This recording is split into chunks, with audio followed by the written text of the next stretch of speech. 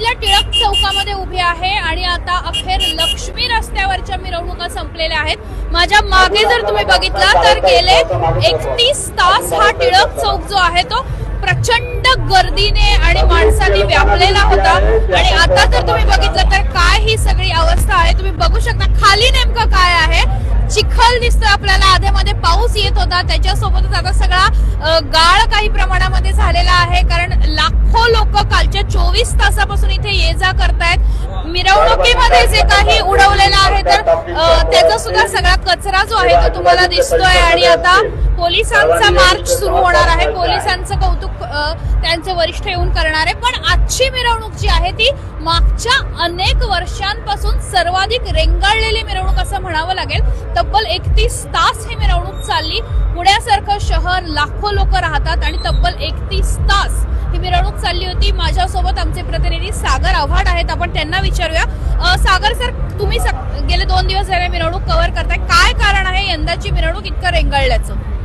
यावर्षी महाराष्ट्र सरकारने राज्य उत्सवाचा दर्जा जो आहे तो गणेश उत्सवाला दिलेला होता आणि त्यानंतर पुणे पोलीस असतील यांनी सर्व मंडळांना फ्री हँड दिलेलं होतं, म्हणजे पोलिसांनी कुठल्याही मंडळांना अडवलं नाही। मात्र जे मानाचे गणपती होते त्यांना वेळेचं बंधन जे आहे ते घालून दिलेलं होतं। हे मानाचे 5 गणपतीची विसर्जन जे आहे ते वेळेमध्ये झालं, मात्र इतर जे मंडळ आहेत मानाचे गणपती गेल्यानंतर इतर मंडळांच्या मिरवणुकीला वेळ लागला। त्याचबरोबर ढोल पथकांचं बंधन जे आहे तेही घालून दिलेलं होतं। ढोल पथकांची संख्या कमी दिसली, मात्र डीजे आणि इतर जे डीजेंच्या संख्या ज्या आहेत त्या मोठ्या प्रमाणावरती होत्या। मात्र रात्री 12 नंतर डीजे बंद जे आहे ते करण्यात आलेले होते। डीजे बंद झाल्यानंतर पुन्हा 6 वाजता डीजे सुरू झाले, तर आता 4:30 वाजत आलेले आहेत। 31 तास ही मिरवणूक चाललेली आहे। 2005 मध्ये ही मिरवणूक जी आहे ही 33 तासांवरती गेलेली होती। मात्र जर मधल्या काळात म्हणजे 2:30-3च्या सुमारास जर पाऊस आला नसता तर ही मिरवणूक जी आहे ही 33 तासाच्या आसपास गेलेली असती। पुणे पोलिसांचं नियोजन त्यांनी केलेलं होतं, मात्र त्यांना अपयश, जी मिरवणूक जी आहे ती वेळेमध्ये पूर्ण करण्याची होती ती त्यांना पाळता आली नाही। जी एसओपी ठरवून दिलेली होती ती या मिरवणुकीमध्ये पाहायला मिळाली नाही। त्यामुळे नियोजन जे आहे ते पुणे पोलिसांकडून फसलेलं आपल्याला पाहायला मिळते। आपण जर पाहिलं तर जशी पुण्याची लोकसंख्या वाढत गेली तशी मिरवणुकीची संख्या जी आहे तो मिरवणुकीची वेळ जी आहे मंडळांची संख्या वाढलेली आहे आणि अशा परिस्थितीमध्ये फक्त पहिल्या मानाचे जे गणपती होते त्यांना निर्बंध होते, इतर मंडळांसाठी काहीच एसओपी नसल्यामुळे खरं तर यावेळेची मिरवणूक जी आहे ती 20 वर्षांमध्ये आता सर्वाधिक लांबलेली बघायला मिळाली। सागर, काय सांगशील, एकूण सगळी तू मिरवणूक बघितली, काय यंदाची वैशिष्ट्य तुला वाटली आणि कसा अनुभव होता प्रशासकीय? नाही, या वर्षीच्या मिरवणुकीत एक वेगळं चित्र पाहायला मिळालं। ढोलांची संख्या जी होती ती त्याच प्रमाणात होती, फक्त ती कागदोपत्री कमी दाखवलेली होती।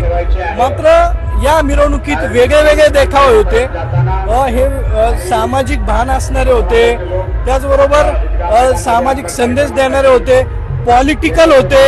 त्याचबरोबर कुणी जर गणपती मंडळाला स्पॉन्सर करत असतील तर त्याच्या विरोधात पण होते की आमचं मंडळ हे सक्षम आहे आणि आम्ही आमच्या मंडळाच्या आणि कार्यकर्त्यांच्या जीवावरती आम्ही आमच्या पद्धतीने मिरवणूक करू शकतो, हाही दाखवण्याचा संदेश जो आहे तो इतर मंडळांनी दिलेला आहे।